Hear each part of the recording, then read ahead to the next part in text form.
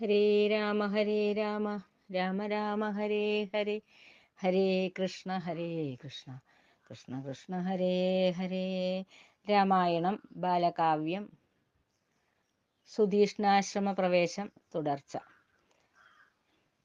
വന്ദ്യതബോധനനഗസ്ത്യ മഹാമുനി ധന്യത പൂണ്ടങ്ങശ്രുഗണം തൂവി ഉന്നത പീഠം തന്നിലിരുത്തി ശ്രേഷ്ഠ സന്നിധിയിൽ ക്ഷിപ്രം പൂജനം ചെയ്തു.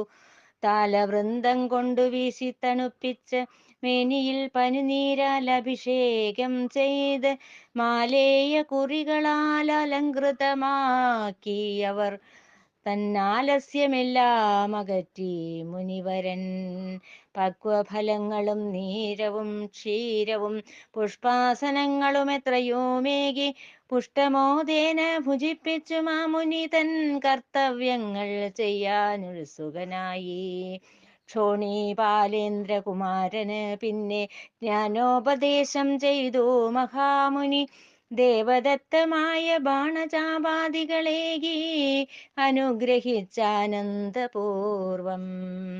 കുംഭോദ്ഭവന്റെ ആശ്രമത്തിൽ നിന്നും 2 യോജന താണ്ടുന്ന ദൂരം പഞ്ചവടി എന്ന പുണ്യസങ്കേതത്തിൽ ചെന്ന് വസിക്കാനുത്സുകരായവർ.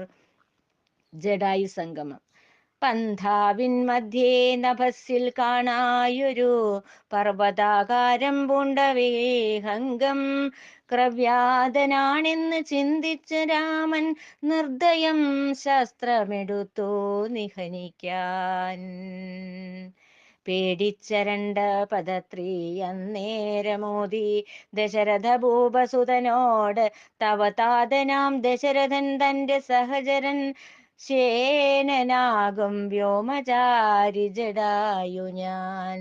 രാമനതു കേട്ട് കാരുണ്യഭാവത്താൽ ഖേചരനോടുര ചെയ്താനിതുവിധം.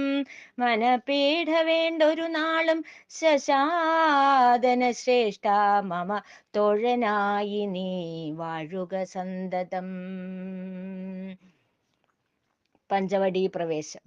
ഇത്തം പറഞ്ഞു പുനർയാത്ര ചെയ്തവരെത്തി ഗംഗാ നദിക്കുത്തര തീരെ. പഞ്ചവടി എന്ന മോഹനകാനനെ പർണശാല തീർത്തു വസിച്ചു മോദേന.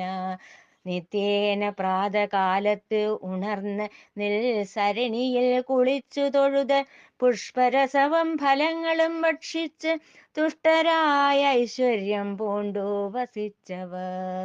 ഇങ്ങനെ വാഴുന്ന കാലത്തൊരു ദിനം ചൊന്നു സൗമിത്രി തൻ ഭ്രാതാവിനോട്, ചിന്മയരൂപാ നീ എന്നജ്ഞാനം നീക്കി ചിത്തം പൂർണമായി ഭക്തി നിറയ്ക്കേണം.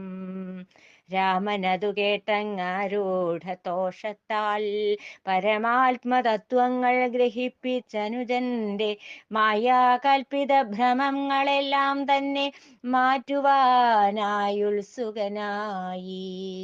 ആനന്ദപ്രാപ്തി വരുത്തേണമെങ്കിൽ നാം ജ്ഞാനസ്വരൂപിണിയാകുന്ന വിദ്യയെ പ്രാപിച്ച് നമ്മൾ തന്നുള്ളത്തിൽ വാഴുന്ന മായാമോഹങ്ങളെ മാറ്റിക്കളയേണം. നമ്മൾ കാണുന്നതും കേൾക്കുന്നതുമെല്ലാം നമ്മൾ തന്നുള്ളിലെ മായാ സംബന്ധങ്ങൾ.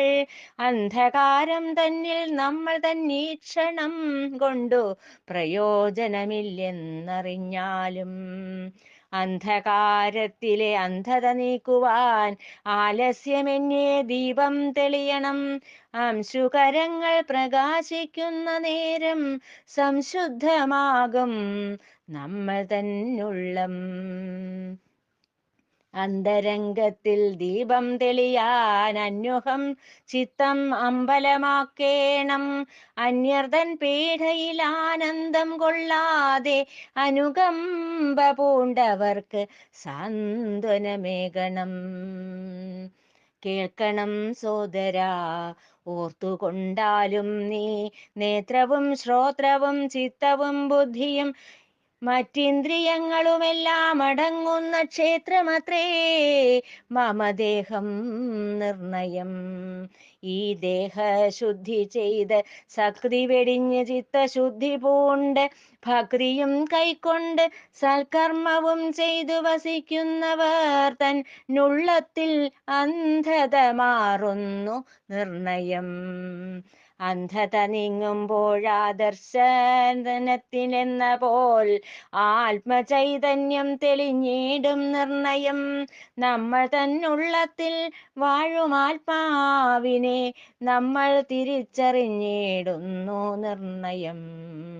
അംഭോജിനിയിലെ നീലജലം പോലെ സുന്ദരമാകും ആത്മാവിനെ നാം സംഗമിച്ചിടുമ്പോൾ നമ്മൾ അറിയുന്നു ബ്രഹ്മതത്വത്തിൻ മഹത്വം നിർണയം. ദേഹമെന്ന ഗേഹം തന്നിൽ വസിക്കുന്ന ദേഹിയത്രേ നാം എന്ന് ചിന്തിച്ച് പരം ദേഹിയാകുമെന്നിൽ ചിത്തമുറപ്പിച്ച് വാഴുക സൗമിത്രേ നിത്യവും നീ.